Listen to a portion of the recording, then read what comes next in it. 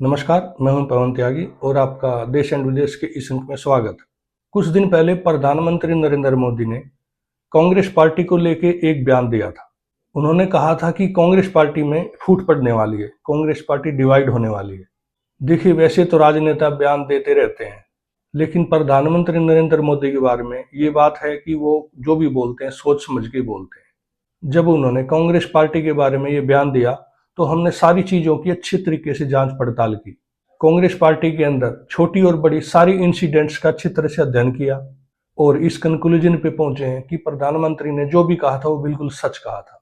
जी हाँ, कांग्रेस पार्टी में फूट पड़ने वाली है, कांग्रेस पार्टी डिवाइड होने वाली है और इसके पीछे सबसे बड़ा हाथ होगा प्रियंका गांधी का। देखिए, प्रियंका गांधी एक ऐसी लीडर है जिसकी लोकप्रियता पब्लिक के बीच में है, जनता तक उनकी पहुंच भी है, अच्छा भाषण देती है, लोगों के बीच में जाती हैं, लेकिन उन्हीं की पार्टी कांग्रेस के अंदर उनकी अथॉरिटी ना के बराबर है। और इसके ठीक उल्टे राहुल गांधी लगातार असफलता पे असफलता उनको मिल रही है। इलेक्शन पे इलेक्शन वो हारते जा रहे हैं, फिर भी कांग्रेस पार्टी की अथॉरिटी उन्हीं के हाथों में है। कहने को तो कांग्रेस पार्टी के अध्यक्ष खड़के हैं, लेकिन पार्टी का हर छोटा बड़ा डिसीजन राहुल गांधी के हाथ में ही है और इसके पीछे है सोनिया गांधी का उनको लगातार सपोर्ट करना। सोनिया गांधी हमेशा राहुल गांधी को ही आगे लेके चली है।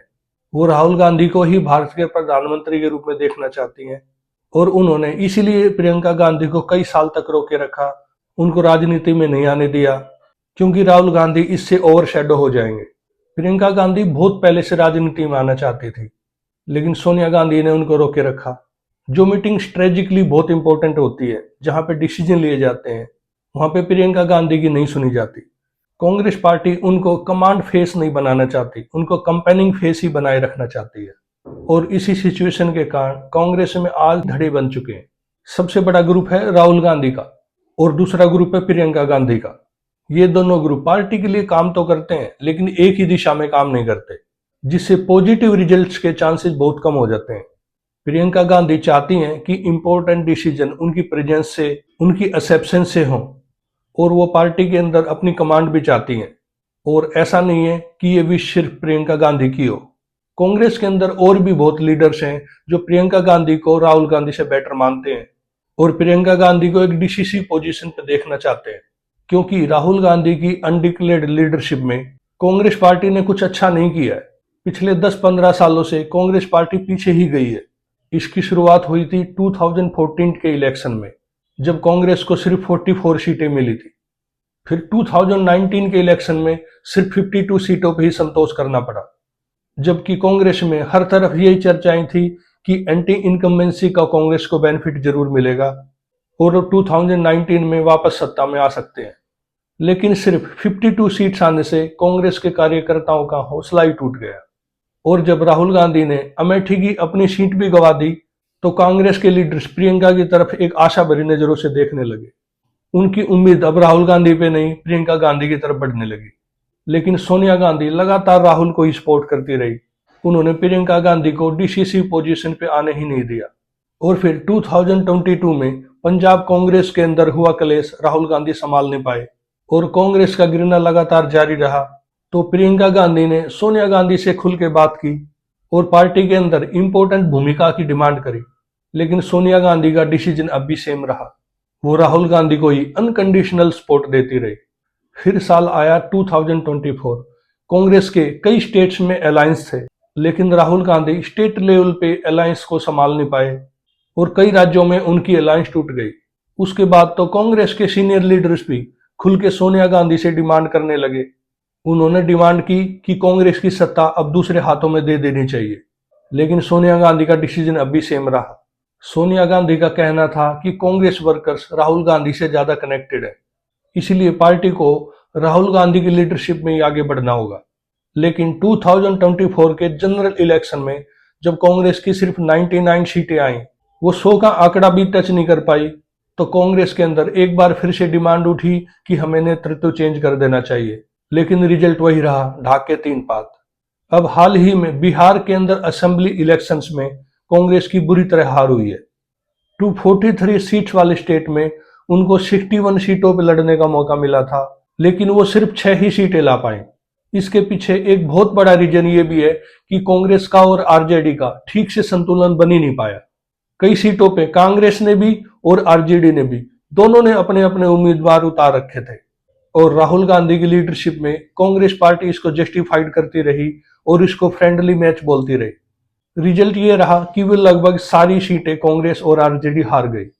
इस तरह से बिहार के असेंबली इलेक्शंस में भी कांग्रेस ठीक तरह से प्लानिंग एग्जीक्यूट ही नहीं कर पाई और बिहार इलेक्शंस के रिजल्ट के बाद प्रधानमंत्री नरेंद्र मोदी का यह बयान कि कांग्रेस के अंदर एक फूट पड़ने वाली है, कांग्रेस पार्टी डिवाइड होने वाली है, ये इस बात को बिल्कुल पुख्ता करता है कि प्रियंका गांधी अब यहां रुकने वाली नहीं है। अब तक वो सिर्फ पोलाइटली डिमांड ही करती रही हैं, लेकिन अब वो टाइम आ गया कि वो आगे बढ़ के अपना हिस्सा ले। ऐसा नहीं है कि सिर्फ ही प्रियंका गांधी की ही अपनी सोच है, बल्कि उनके साथ कांग्रेस पार्टी के बहुत सारे लीडर हैं जो कांग्रेस पार्टी की कमान उनके हाथ में देखना चाहते हैं। इसमें सबसे पहला नाम है शशि थरूर का। शशि थरूर का कद ना सिर्फ कांग्रेस पार्टी में बल्कि बीजेपी की नजर में भी एक बहुत बड़ा है। उनकी कम्युनिकेशन के ऊपर बहुत अच्छी कमांड है, वो हाईली एजुकेटेड है और उनकी प्रियंका गांधी को अनकंडीशनल सपोर्ट प्रियंका गांधी को एक एज ही देती है। इसके अलावा दूसरा नाम है सचिन पायलट का। सचिन पायलट जिनको राजस्थान की राजनीति में फांसी पे धकेल दिया गया सिर्फ इसलिए क्योंकि प्रियंका गांधी इनको सपोर्ट करती है, वो भी कांग्रेस के अंदर लीडरशिप में चेंज देखना चाहते हैं और उनका प्रियंका गांधी को अनकंडीशनल सपोर्ट है। इसके अलावा कर्नाटक के कांग्रेस लीडर्स, दिल्ली के कुछ लीडर्स और हिमाचल प्रदेश के कांग्रेस के लीडर्स, ये सभी प्रियंका गांधी को अब नेक्स्ट लेवल पे देखना चाहते हैं। और मेरा ये मानना है कि 2029 के इलेक्शन से बहुत पहले प्रियंका गांधी एक लीडरशिप के रोल में होंगी। अब ये लीडरशिप का रोल कांग्रेस इनको देगी या वो एक नई पार्टी बनाएगी, ये तो समय ही बताएगा। लेकिन एक बात तो बिल्कुल कंफर्म है कि वो किनारे पे बैठ के अब तमाशा नहीं देखने वाली, वो अब राजनीति के भंवर में उतरने वाली हैं। और अगर प्रियंका गांधी कांग्रेस पार्टी के अंदर एक स्प्लिट करती हैं तो ये स्प्लिट नेशनल वाइड पे देखा जाएगा। हो सकता है कि बीजेपी को कुछ देर के लिए टेम्परेरी बेनिफिट मिले, लेकिन कांग्रेस के लिए लॉन्ग टर्म में यही बेनिफिशियल होगा कि वो अपना लीडरशिप का हैंड चेंज करे। कांग्रेस पार्टी में डिवाइड होने की न्यूज अभी तो कहीं से कहीं तक दिखाई देती नहीं है। ना ही आपको कोई न्यूज चैनल ये चीज बताएगा, ना ही कोई कांग्रेस का बड़ा लीडर इस बारे में कोई अपडेट देगा। लेकिन मेरी कैलकुलेशन कहती है कि 2026 में प्रियंका गांधी एक डिसिसिव पोजीशन पे होंगी, वो लीडरशिप पोजीशन पे होंगी और इसकी वजह से कांग्रेस पार्टी का कितना नफा होता है, कितना नुकसान होता है, ये तो फ्यूचर ही बताएगा। हम इससे रिलेटेड इंसिडेंट्स पे नजर बनाए रखेंगे। आप इस चैनल को सब्सक्राइब करके रखना और अगर आपको ये वीडियो अच्छी लगी हो तो इसको लाइक कीजिए, शेयर कीजिए। वीडियो देखने के लिए धन्यवाद। Thank you very much.